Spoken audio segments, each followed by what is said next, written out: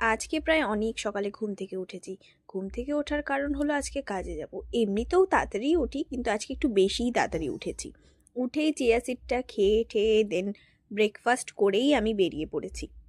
আর ঘুম থেকে উঠে আমার কিচ্ছু করতে ইচ্ছে করে না। সেজন্য বাবা নিজেই দোকান থেকে এগুলো কিনে নিয়ে এসছে আর শুধু চাটা আমাকে বানিয়ে দিয়েছে। আর আজকে আমার তাড়াতাড়ি একটু কাজে যাওয়ার ছিল, প্রায় 8:30 পৌনে 9টার মধ্যে আমি বেরিয়ে পড়েছি কাজে যাওয়ার জন্যে।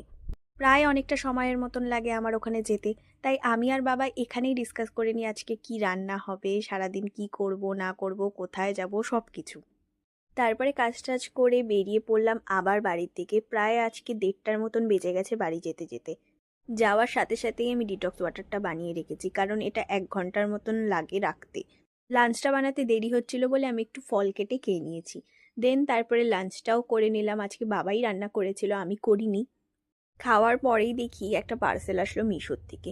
এই কুর্তিটা, কুর্তিও না ঠিক টপও না, জানি না, কিন্তু কাপড়টা ভালো এসছে আর কুর্তিটাও ভালো এসছে।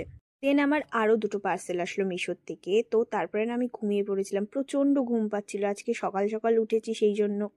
সব মজা একদিকে আর পার্সেল খোলার মজাটা আরেকদিকে। এটা আমাদের মতন শপিং লাভাররাই ভালোভাবে রিলেট করতে পারবে। আমি অর্ডার করেছিলাম কটনের কুর্তি সেট। এই কুর্তিটা না খুব সুন্দর এসেছে আর কাপড় কোয়ালিটিটাও খুব ভালো এসছে। আর আরেকটা হচ্ছে হোয়াইট টপ, এই হোয়াইট টপটাও ভালো এসছে। দেন তারপরে বাবা এনেছিল সিঙ্গারা, তো আমি আর বাবা দুজন মিলে বসে বসে গল্প করছিলাম। সো টাটা, আর কোনো ভিডিও ক্লিপ নিইনি, তাই পরের ব্লগে দেখা হচ্ছে, বাই।